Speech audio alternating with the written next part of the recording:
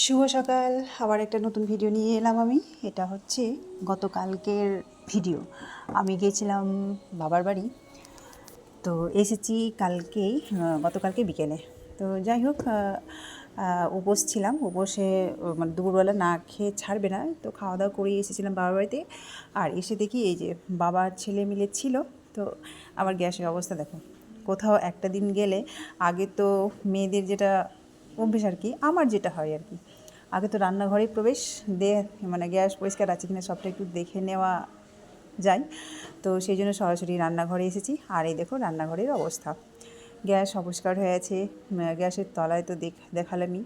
আর এদিকে রান্না করেছে হচ্ছে ভাত ভাত করেছে, দুটো ডিম সিদ্ধ করেছে এই যে, আর এখানে করেছে হচ্ছে ডিমের কারি এই যে।